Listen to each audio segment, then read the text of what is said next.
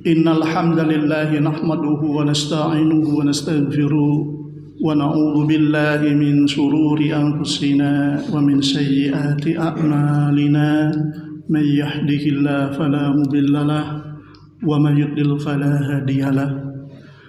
Asyhadu an la ilaha illallah wahdahu la syarika lah wa asyhadu anna Muhammadan abduhu wa rasuluh.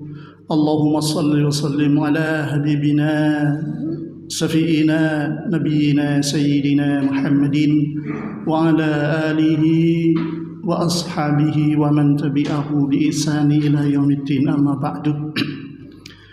Qala Allah Ta'ala fil Qur'anil Karim, a'udzu billahi minasy syaithanir rajim. Faman yakfur bitaghuti wa yu'min billahi faqad istamsaka bil urwatil wusqa ila akhirih. Wa qala Rasulullah sallallahu alaihi wasallam, man ahya sunnati faqad ahabbani wa man ahabbani kana ma'i fil jannah. Ya ayyuhalladzina amanu taqullaha haqqa tuqatih wa la tamutunna illa wa antum muslimun. Ya ayyuhan nasu taqu rabbakumul ladzi khalaqakum min nafsin wahidah wa khalaqa minha zawjaha wa bassa minhuma rijalan katsiran nisaa'a wa taqullaha alladzi tasaaluna bihi wal arham innallaha kana 'alaikum raqiba. Ya ayyuhalladzina amanu taqullaha wa qulu qawlan sadida yuslih lakum a'malakum wa yaghfir lakum dhunubakum wa may yuti'illaha wa rasulahu faqad faza fawzan 'azima. Jamaah salat subuh yang berbahagia dan mudah-mudahan dimuliakan oleh Allah Subhanahu wa taala. Kita melanjutkan tema yang dahulu, jadi masih kalimat tauhid dari la ilaha illallah Muhammadur Rasulullah. Saya ulang sedikit bahwa tauhid la ilaha illallah Muhammadur Rasulullah itu ada dua sisi ya. Sisi pertama kemarin la ilaha illallah artinya bahwa tidak ada di dunia ini, di alam semesta ini yang berhak menjadi tujuan penghambaan diri yang disebut dengan istilah ilah itu kecuali Allah. Karenanya kalimat tauhid itu menolak seluruh ilah-ilah selain Allah dan menetapkan hanya, jadi menetapkan hanya Allah lah satu-satunya sebagai ilah. Itu sisi yang pertama. Dan yang kedua, Muhammadur Rasulullah, bahwa di sini Muhammad sebagai utusan, Nabi Muhammad SAW sebagai utusan yang terakhir. Kita secara totalitas kita harus mentaati segala perintahnya dan menjauhi segala larangannya. Dari dua sisi itu maka timbul jadi dua makna. Satu, loyal kemarin, tunduk, patuh. Yang kedua, baro'ah, ada istilah barian. Kalau bahasa kita itu di malam 17 Agustus itu ada istilah barian, bawa tumpeng kenduran kemana-mana, itu berlepas diri atau merdeka lah gitu. Itu sekarang pada yang kedua ini, jadi barian. Kalau kemarin kita loyal itu harus ada dasar, istilahnya dasar cinta. Dengan cinta itulah segala yang ditentukan oleh Allah lewat Rasulnya ini, yang secara dalam hati kita itu ada perang antara takwa dan nafsu. Nah, kalau kita cinta, seberat apapun yang kita kerjakan, syariat-syariat Allah itu, aturan-aturan Allah atau yang disebut dengan ibadah itu akan terasa ringan. Jauh jadi dekat, berat jadi ringan, pahit jadi manis kalau sudah kita mencintai Allah. Nah, sekarang kita berlepas dari semua sesembahan selain daripada Allah. Nah, ini di kitab ini dibawakan yang pertama itu dalam surah Al-Baqarah tadi itu yang saya baca di ayatnya 156.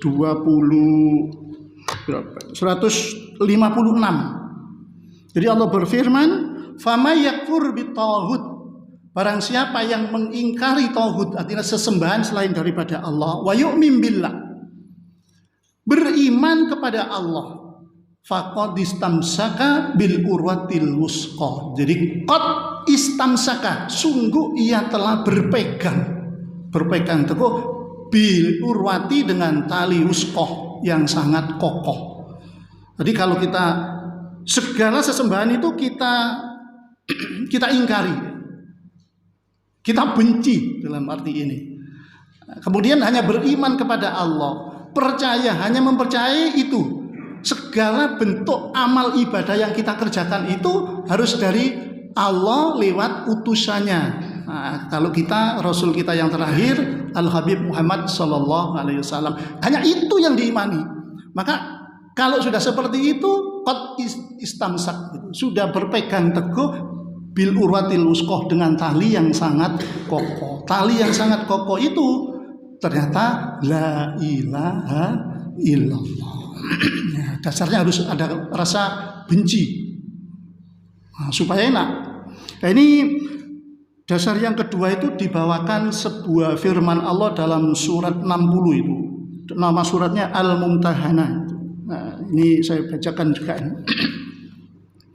A'udzubillahi minasyaitonirrajim.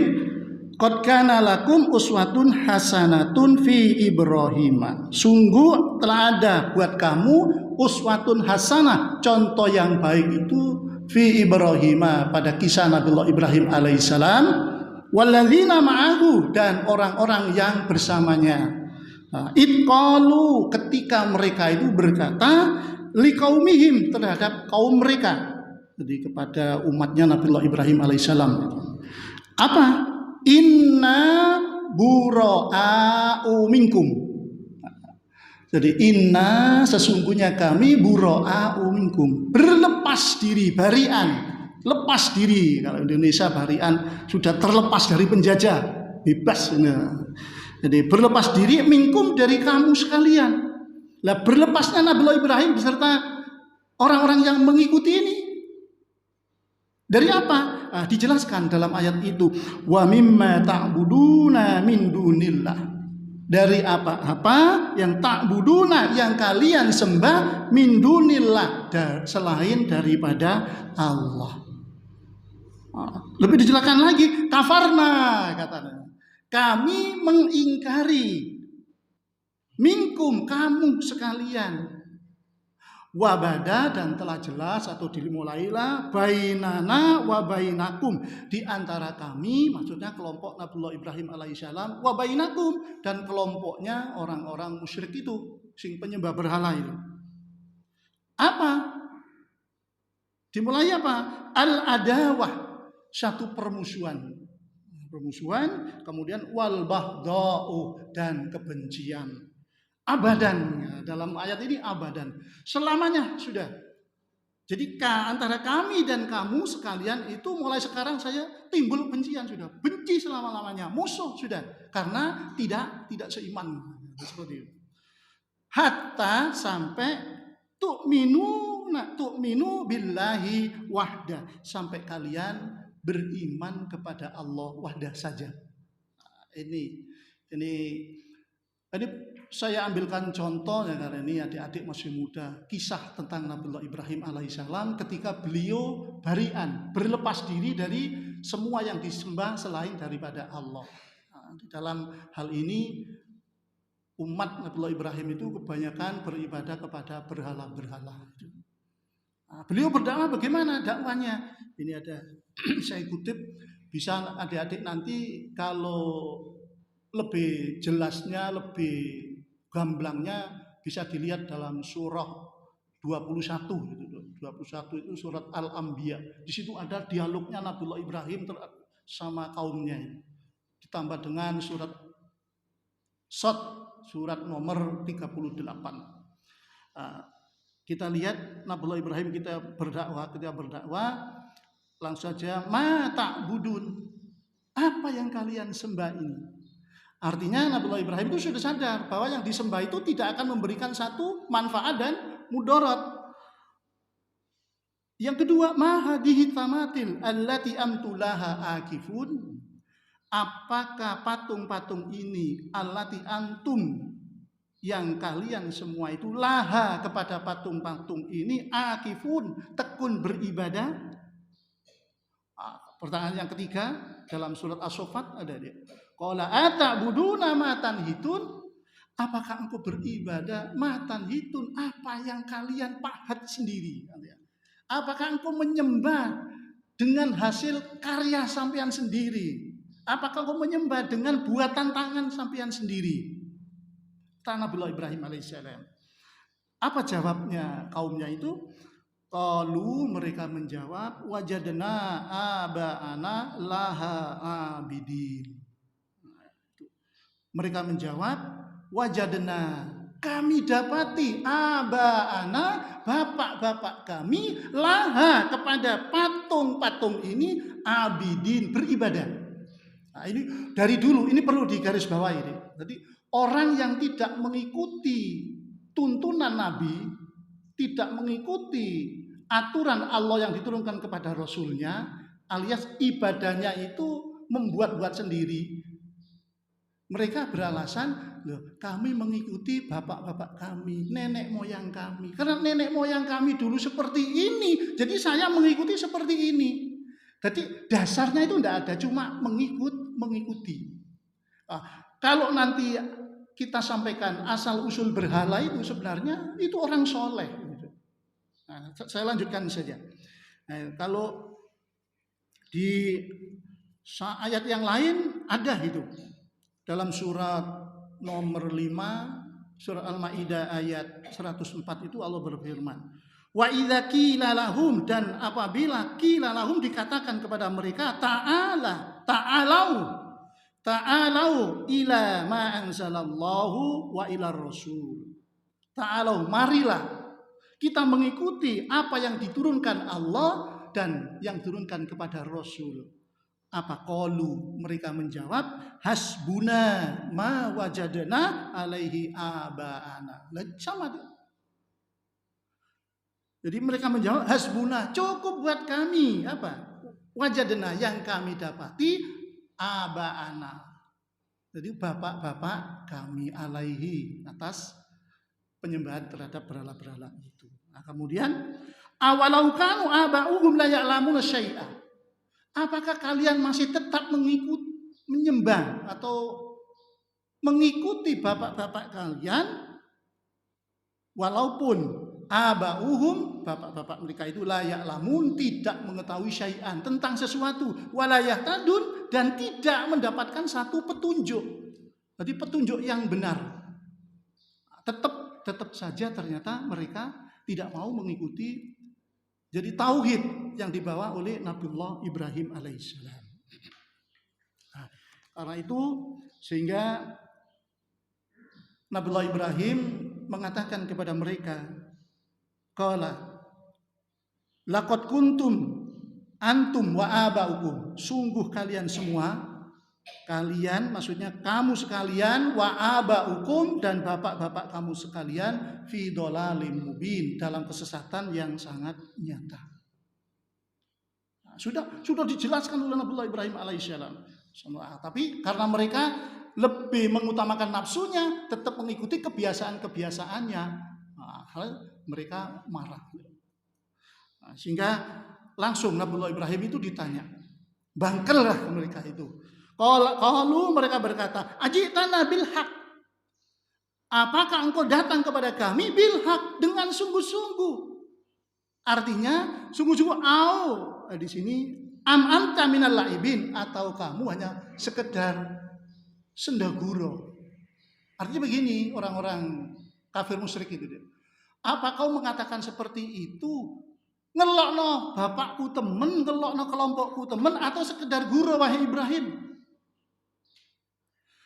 Dijawab, qala Nabiullah Ibrahim menjawab, bal rabbukum rabbus samawati wal ardi alladzi fatarahunna. Aku tidak guyon, bal sebenarnya rabbukum, Tuhan kamu itu, rabbus samawati wal ardi, Tuhan langit dan bumi, alladzi fatarahunna, yang telah menciptakan keduanya itu. Tapi mereka dari awal hingga akhir dialognya Nabi Ibrahim alaihissalam itu tidak mendapatkan respon, alias mereka lebih mempertahankan nafsunya. Nah, tidak mau mengikuti tauhid karena mereka mempertahankan aturan-aturan yang dibawa oleh nenek moyangnya. Nah, sehingga karena diam tetap seperti itu, Nabi Ibrahim akhirnya bersumpah, ini tetap saja dakwah bagaimanapun saya tidak akan berubah. Sehingga beliau bersumpah dalam ayat itu, bisa dilihat dalam ayat 2157 itu, a'udzubillahi minasyaitonir rajim, wa tallahi, dan demi Allah, la aqidanna, saya akan buat tipu daya asnamakum, terhadap berhala-berhala kamu sekalian, ba'da an tuwallu mudbirin. Jadi setelah engkau pergi dan meninggalkan berhala-berhala. Artinya begini, di negeri Babylon itu, Namrud itu negeri Babylon deh. Jadi setiap tahun diadakan satu perayaan penyembahan berhala secara besar-besaran. Nah, di situ dibuatkan tempat berhala-berhala itu. Nah, kemudian masing-masing orang datang ke sana dengan membawa nasi-nasi, atau kalau sekarang mungkin tumpengan lah. Tapi di situ tidak ada ikannya, Mas ya. Nah, di situ setelah taruh nasi di depan berhala-berhala itu, seluruh orang-orang yang datang di situ dianjurkan untuk berburu mencari binatang yang tujuannya nanti diberikan kepada berhala-berhala itu. Di saat semua orang pergi ke hutan berburu ini, rumah berhala-berhala itu dalam kondisi kosong. Saat itulah Nabi Ibrahim alaihissalam masuk ke dalamnya. Apa yang buat? Jadi ketika masuk di sana, saat kosong ya. Jadi faragha ila alihatihim. Lalu pergi secara diam-diam, masuk secara diam-diam untuk mendekati Tuhan-Tuhan mereka itu. Faqala, lalu setelah melihat ada beberapa nasi, Nabi Ibrahim itu menanya Tuhannya, Allah ta'kulun, kenapa kamu tidak makan? Ternyata tidak bisa jawab gitu, tidak bisa jawab. Di ayat itu sampai dikatakan seperti itu, Allah ta'kulun, mengapa kamu tidak makan? Malaku latan tikun, mengapa kamu tidak jawab? Jadi pertanyaan apa ini? Pertanyaan bodoh ini gambarannya seperti itu. Oh ini Tuhan, tidak iso ngomong, tidak iso jawab diberi pertanyaan. Akhirnya karena diam saja, oh kamu ini tidak bisa memberikan apa-apa, ditanya aja tidak bisa. Akhirnya faja'alahum judadan. Ini Nabi Ibrahim. Faja'alahum, Nabi Ibrahim menjadikan berhala-berhala itu judadan, hancur berkeping-keping. Jadi punya senjata kapak dikeluarkan, dihancurkan semuanya. Illa kabiralahum, kecuali yang paling besar, la'alahum ilaihi yarji'un, supaya mereka kembali kembali kepada yang besar itu. Ini tujuannya untuk dijadikan perdebatan. Kalau tidak begini, ini tidak akan selesai. Nah, setelah dihancurkan, sudah hancur, keluarlah Nabi Ibrahim alaihissalam. Tapi ingat, di situ ada satu Tuhan yang terbesar. Nah, kapak itu ditaruh di lehernya. Nah, ini sudah ini dasarnya. Kalau adik-adik sering mendengar cerita itu, ini dasarnya sudah. Wis keluar. Setelah keluar, seolah-olah di luar wis bukan sebagai pelakunya, dan tidak ada yang melihat. Nah, kemudian orang-orang yang tadinya berhala, yang tadinya itu berburu itu, akhirnya datang semua dengan membawa hasil buruannya. Setelah masuk ke rumah Tuhan-Tuhan mereka, mereka terkejut. Loh, kok Tuhan kami sudah hancur semua? Kalau mereka mengatakan, man fa'ala hadza bi alihatina. Siapa kira-kira yang telah berbuat terhadap berhala-berhala kami ini? Tidak ada yang tahu, tidak ada yang lihat sama sekali. Tapi di saat itu tidak pernah ada seorang pemuda pun yang pernah mengolok-olokkan berhala itu, menyindir tentang Tuhan-Tuhan mereka, kecuali Nabiullah Ibrahim alaihissalam. Akhirnya kalau mereka yang sering ditanya, yang sering didakwai Nabiullah Ibrahim itu menjawab, sami'na fatan, kami sering mendengar fatan, ada seorang pemuda, yadhkuruhum, yang sering menyebut-nyebut mereka, sering mengolok-olokkan berhala-berhala itu. Maksudnya seperti itu. Yuqalu lahu, maka dikatakan bahwa Yang sering mengolokkan itu adalah Ibrahim. Adalah Nabi Ibrahim. Apa kata mereka? Qalu, mereka mengatakan fa'tu bihi ala ayuninas. Ayo coba datangkan Ibrahim itu bihi, Ibrahim itu ala ayuninas, dengan cara yang bisa dilihat oleh manusia. Wis dicari, setelah ditangkap, dikecek lah. Inilah Ibrahim yang sering mengolok-olokkan Tuhan kita. Inilah Ibrahim, supaya seluruh orang mengetahui. Jadi orang yang mengolokkan, yang menghancurkan Tuhannya itu biar diketahui apa balasannya. Biar yang lain tidak ada pengikutnya. Pengikutnya artinya biar tidak ikut lah. Yang belum ikut biar tidak ikut. Yang sudah ikut biar semakin menjauh dari Nabiullah Ibrahim alaihissalam. Nah, didatangkan seperti itu. Setelah datang, di situ ditanya.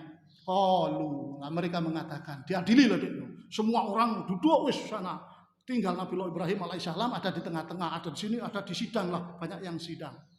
Nah, mereka mengatakan, qalu a anta fa'alta hadza bi alihatina ya Ibrahim. Apakah fa'alta, engkau telah berbuat hadza bi alihatina, terhadap Tuhan-Tuhan kami ini wahai Ibrahim? Apa jawab Nabiullah Ibrahim alaihissalam? Saat itu tidak ada satupun orang yang berbicara karena ingin mendengarkan jawaban dari Nabiullah Ibrahim alaihissalam. Terdiam, benar-benar fokus terhadap apa yang akan disampaikan oleh Nabiullah Ibrahim alaihissalam. Qala, Nabiullah Ibrahim menjawab. Nah, ini tujuannya Nabiullah Ibrahim ini, Dek. Bal, bukan saya, tetapi fa'aluhu kabiruhum hadza. Yang berbuat seperti itu, yang menghancurkan berhala-berhala ini, kabiruhum hadza, sing besar ini. Fas'aluhum, ayo coba tanyakan kepada yang besar ini. Ingkanu yantikun, jika ia bisa berbicara. Nah, kata Allah, wah Pak, sing nyidang itu wahai Ibrahim, kamu ini gila. Ini berhala. Kenapa kami disuruh bertanya kepada berhala? Berhala ini tidak bisa berbicara. Kalau kata Nabiullah Ibrahim, kalau Anda itu mengatakan saya gila, apakah tidak Anda lebih gila? Kalau tahu berhala ini tidak bisa berbicara, tidak bisa mendengar, tidak bisa memberikan apapun, kenapa selama ini kalian sembah? Waduh, akhirnya apa di situ? Di sini dikatakan summa nukisu ala ru'usihim. Akhirnya seluruh yang hadir itu menundukkan kepala. Mungkin selama ini yang benar itu adalah Nabiullah Ibrahim. Nah, sudah mau orang-orang saat itu sudah membenarkan Nabiullah Ibrahim kebanyakan. Tapi karena takut apa? Takut dilihat hukumannya dulu. Nah, di situ akhirnya apa? Mereka tidak bisa menghukumi karena sudah kalah dalam perdebatan itu. Artinya kebenaranlah yang akan menjadi pemenangnya. Bukan tujuan menang kalah, tapi inilah yang benar, kata Nabiullah Ibrahim alaihissalam. Wah, tapi tidak bisa jawab sudah. Nah, karena Tuhannya tidak bisa berbuat apa-apa. Sehingga mereka memberikan satu keputusan. Qalu, berkata, hariku, ayo Ibrahim bakarlah dia. Wansuru alihatakum, tolonglah Tuhan kalian. Kalau di dalam sebuah firman Allah yang lain, famakana jawab qaumihi, tidak lain jawaban kaumnya adalah illa, kecuali angkolu, mereka berkatakan uqtuluhu, bunuhlah Ibrahim, au harrikuhu, ataupun bakarlah ia. Akhirnya kemufakatan di situ Nabiullah Ibrahim harus dihukum dibakar hidup-hidup. Nah, kemarin saya sindir itu di perguruan itu ya. Akhirnya intinya dibakar hidup-hidup. Kayak ada api unggun gitu lah, api unggun, kemudian Nabiullah Ibrahim dilempar ke sana, kayak ketepel itu, ada ketepel di sini, batunya dimasukkan sini, seret, lalu terlempar. Nabiullah Ibrahim juga seperti itu, dimacam ketepel, seret, nanti dilepas, langsung lompat, yang jatuhnya diperkirakan di tengah-tengah api, langsung seret, begitu mau masuk ke api. Ada beberapa hadis ini.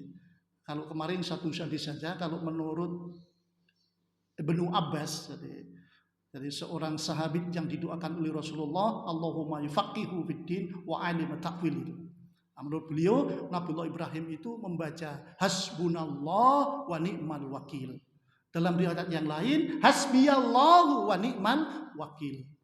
Ada Allah lah yang memiliki pertolongan atau pelindung yang baik. Di riwayat hadis yang lain, dalam riwayat Abu Hurairah mungkin itu, Allahumma innaka fis sama wahidun wa fil ardi wahidun a'buduka. Jadi langsung masuk ke dalam api. Api yang secara sunatullahnya itu panas, bisa membakar sekujur tubuh, akan tetapi dia setelah masuk ke dalam api terasa dingin bagaikan kulkas. Coba kenapa? Karena Allah fa'anjainahu Allahu minan nar. Jadi Allah menyelamatkan Nabiullah Ibrahim itu dari neraka. Dari api. Nah, dengan kulna kami berfirman, kata Allah, kuni jadilah engkau bar dan dingin, maka api pun jadi dingin. Wassalaman ala Ibrahim, selamatlah Nabiullah Ibrahim alaihi salam. Itu secelumit tentang kisah. Nah, kita juga seperti itu. Jadi kita ini pemuda, seperti pemudanya Nabiullah Ibrahim saat itu. Jadi begitu kuatnya hatinya ketika barian, berlepas diri dari segala yang disembah selain Allah. Kalau perlu kita berdakwah, hilangkan itu semuanya. Kalau Nabiullah Ibrahim dulu alatnya pakai kapak. Nah, sekarang adik-adik enggak usah pakai kapak. Jadi kita bawakan ajaran dari Allah, firman Allah dan sunnah. Ini tidak boleh, ini dasarnya. Dengan demikian sampean akan nanti memperjuangkan yang namanya tauhid. Jadi satu aturan yang diridhoi Allah, yaitu yang diturunkan Allah lewat rasulnya. Nah, itu. Begini. Kemudian begini, ini ada jadi.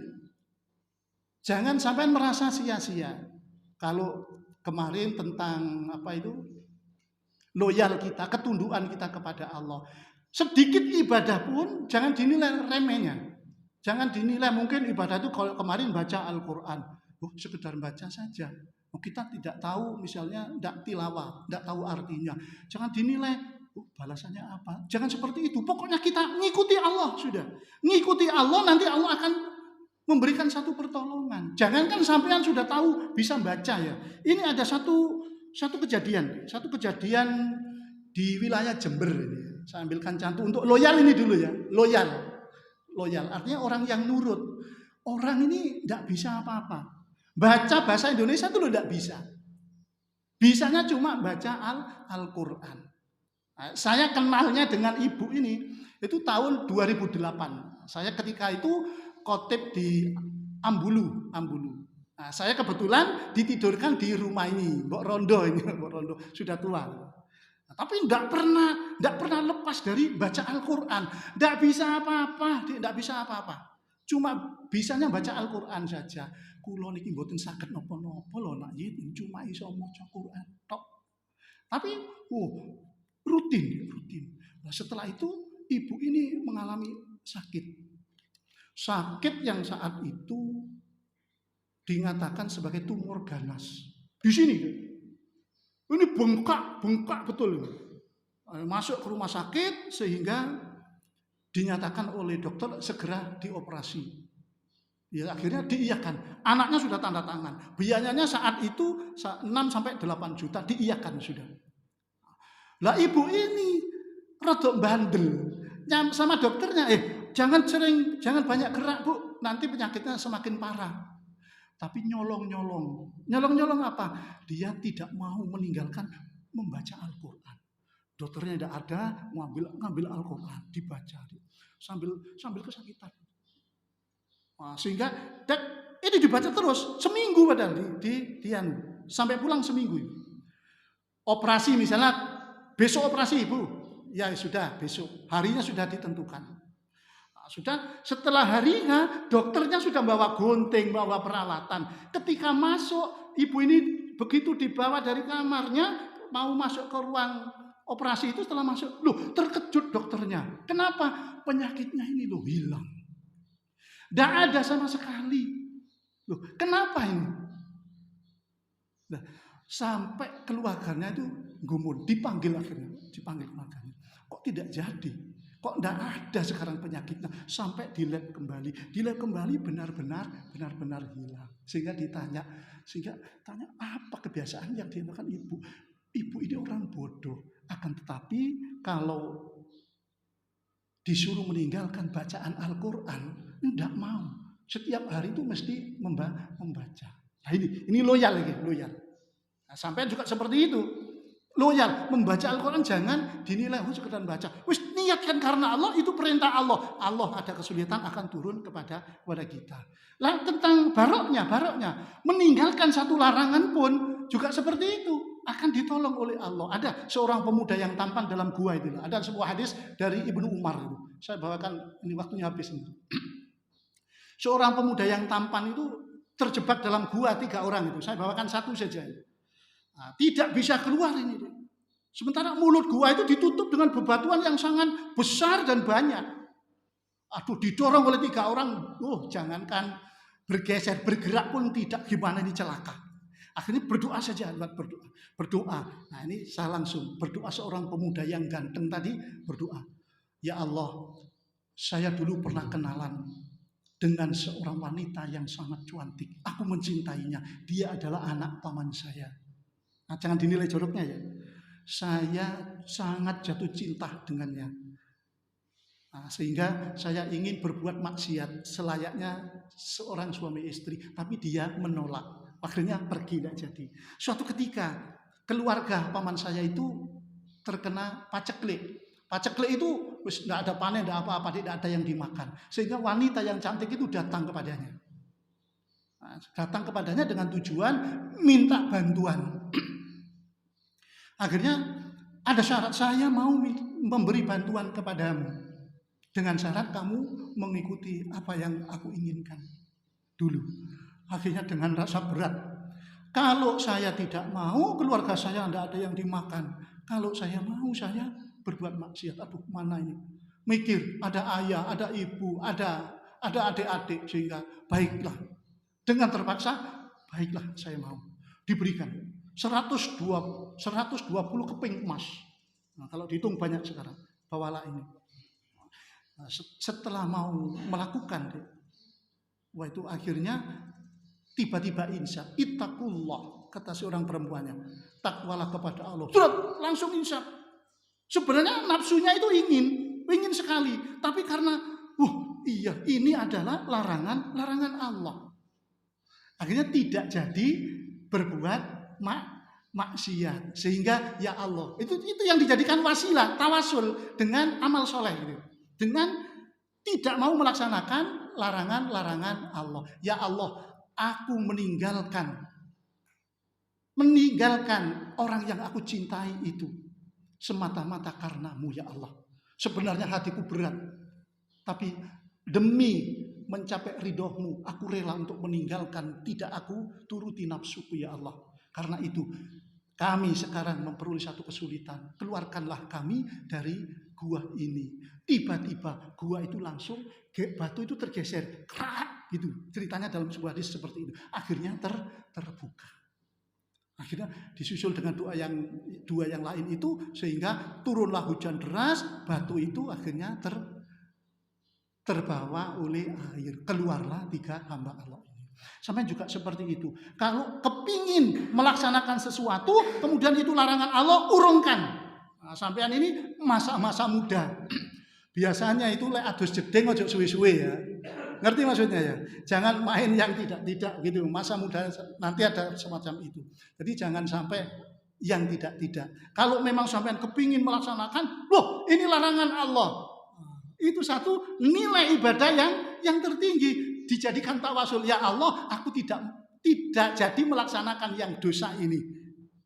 Saya ya Allah, dengan urungnya saya untuk melaksanakan maksiat itu, maka jadikanlah saya anak yang pandai, istilah anak yang bisa menduduki ranking di dalam sekolahan, di dalam belajar. Mudahkanlah kami untuk menghafal Al-Quran, untuk memahami supaya kami faqih di dalam beragama. Inilah sudah lebih 3 menit yang bisa saya sampaikan, mudah-mudahan bermanfaat bagi kita semua. Mari kita tutup dengan kafaratul majelis bersama-sama. Subhanakallahumma wa bihamdik asyhadu an la ilaha illa anta astaghfiruka wa atubu ilaik. Wassalamualaikum warahmatullahi wabarakatuh.